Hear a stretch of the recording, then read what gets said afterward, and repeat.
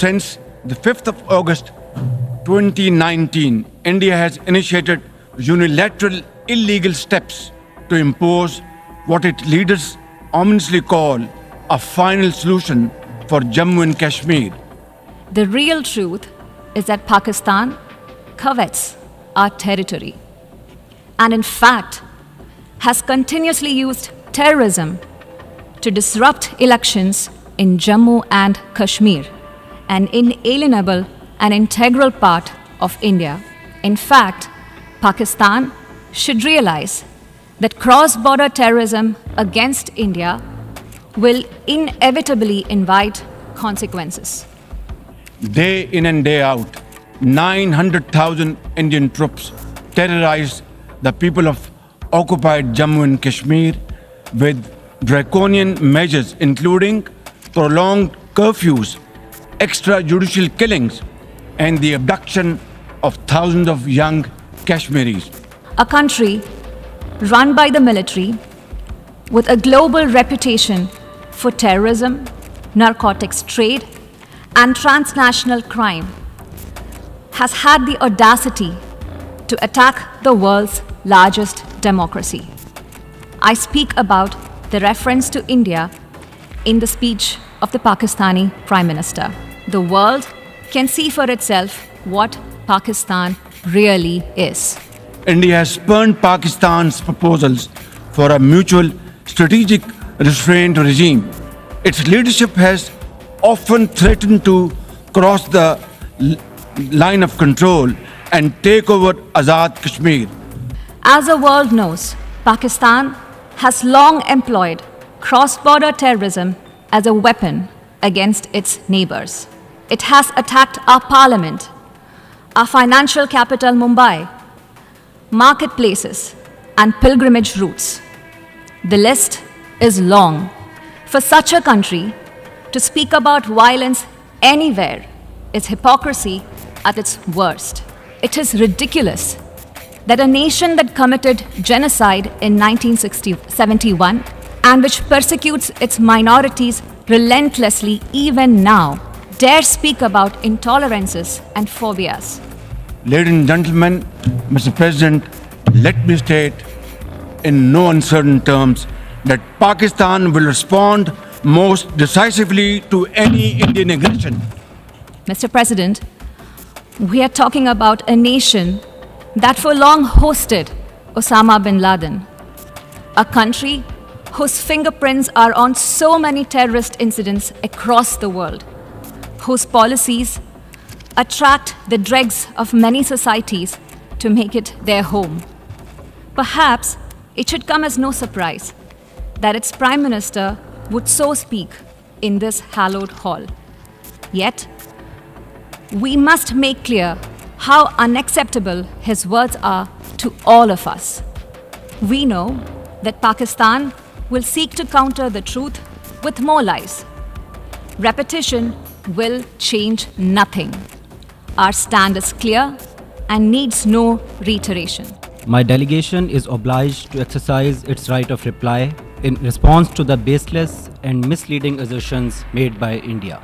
India continues to peddle a false narrative in this forum, year after year, relying on tactics of denial, distortion, and deflection. However, these distortions cannot alter the reality that Jammu and Kashmir is an internationally recognized disputed territory. It has never been, nor will ever be, a part of India, nor is it an internal matter.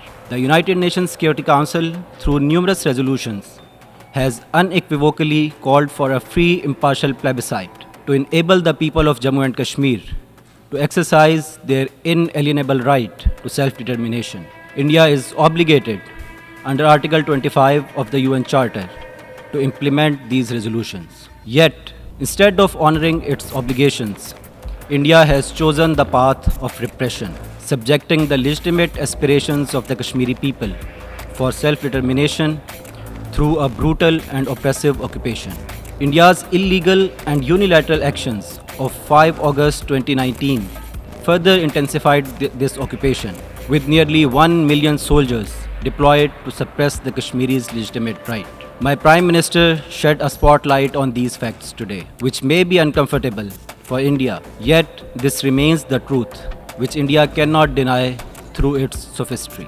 India's crimes in IIOJK are heinous and committed with impunity.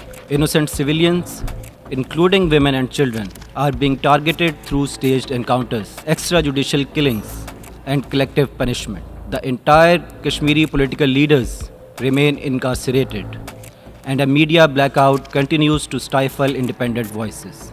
This is the largest military occupation in the world, where over 8 million Kashmiris live in a perpetual state of siege and horror.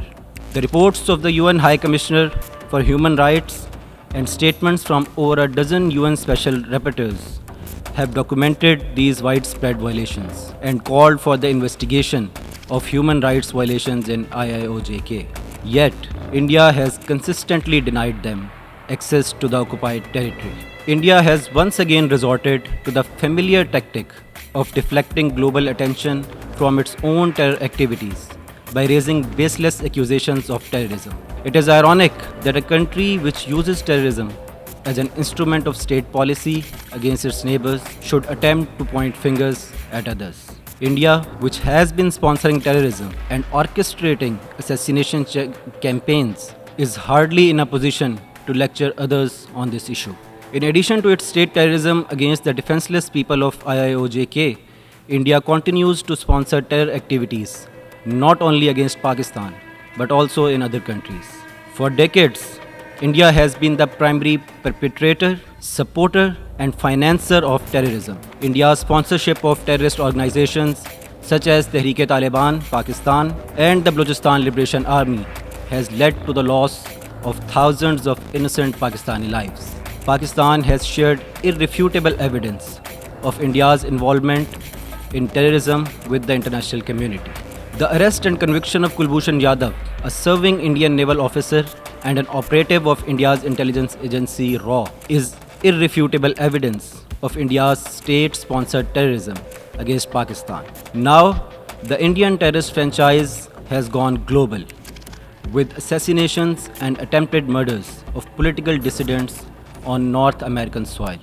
The delegation of India referred to the events of 1971, which were not a question of genocide, but of India's foreign aggression and attack on national sovereignty and territorial integrity of Pakistan. I would like to request the Indian delegation to refer to the General Assembly resolution of December 1971, which upheld the sovereignty and territorial integrity of Pakistan against the foreign invasion. While the Indian delegate referred to India as the biggest democracy, the world knows that the India's reign of terror against its minorities continues unabated. The BJP RSS government, which has ruled India since 2014, is imposing a reign of fear and violence, not only against the people of IIOJK, but also against its own Muslims, Christians, Dalits, and other low-caste Hindus. Islamophobia has deeply infiltrated the Indian state, where 200 million Muslims face lynching by cow vigilantes and pogroms led by RSS, often with government complicity. Muslims are facing forced conversions, disenfranchisement, restrictions like the hijab ban, and the destruction of hundreds of mosques, including the Babri Masjid, all aimed at erasing Muslim identity and culture, which are integral parts of India's history. India must end its state-sponsored terrorism, cease its illegal occupation of Jammu and Kashmir, and fulfill its obligations under international law. Pakistan has been and will continue to highlight India's state terrorism against our people and the people of Indian illegally occupied Jammu and Kashmir. Make no mistake, Indian state terrorism in IIOJK will not be able to dampen the indomitable spirit of those seeking their inalienable right to self-determination, nor will India's attempt to divert attention from its sponsorship of terrorism ever succeed.